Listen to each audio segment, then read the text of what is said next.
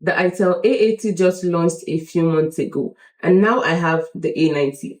After using the smartphone for a couple of days, I think itel may be focusing more on quantity than quality. Here's what I think of itel's latest entry-level device. The itel A80 sports a design similar to its predecessor. It weighs okay and is comfortable to hold. You can get it in 4 colors. The device has a basic appearance, but whether it looks appealing or not comes down to who is using it. There are just a lot of things wrong with this smartphone. I wasn't going to review it initially, but then along the way, I changed my mind. For starters, the display looks off. This is supposed to be an upgrade, but they somehow managed to make it look like a downgrade. They went from a punch hole display to a water drop notch display, which wouldn't have been so bad if the A80 didn't have a punch hole display. So you see why I said it looks like a downgrade. And the screen isn't just it. It just doesn't look good, especially when you're outdoors.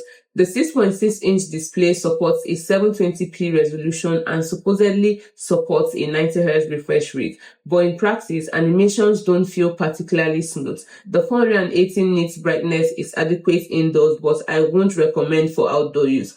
Under the hood, the itel A90 is powered by a Unisoc T7-100 octa-core processor, which shows its budget nature. The phone is slow and it lags. Mind you, this would handle the basics, but if you complain a lot about your phone being slow, you would want to avoid this one. It comes in 2 memory configurations, a 3GB RAM paired with 64GB storage and a 4GB RAM with 128GB storage.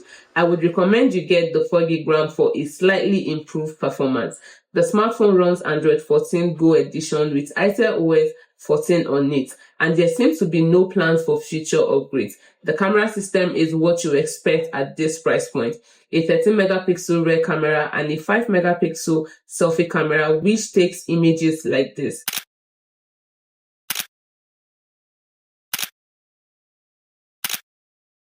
itel seems to have done something here. The sliding zoom button is integrated with the power button. It's an interesting idea, but it doesn't compensate for the poor camera quality. The 5000 mAh battery is one redeeming quality on this smartphone. It can last you through a full day even with moderate use, plus it supports 15 watts charging. It gets a side-mounted fingerprint sensor with AI face unlock, a single speaker, plastic frames and back.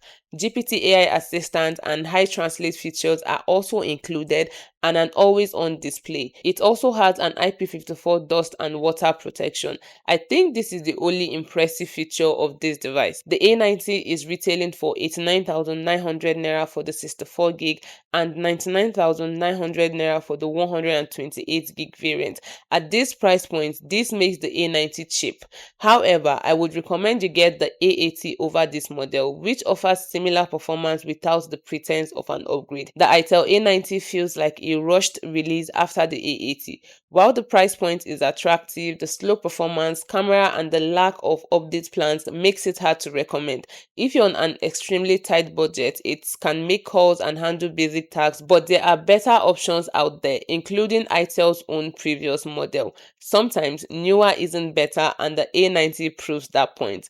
So that's basically all I have on the itel A90. What do you think? Leave a comment and subscribe to the channel, and like always, I'll catch you guys on the next one.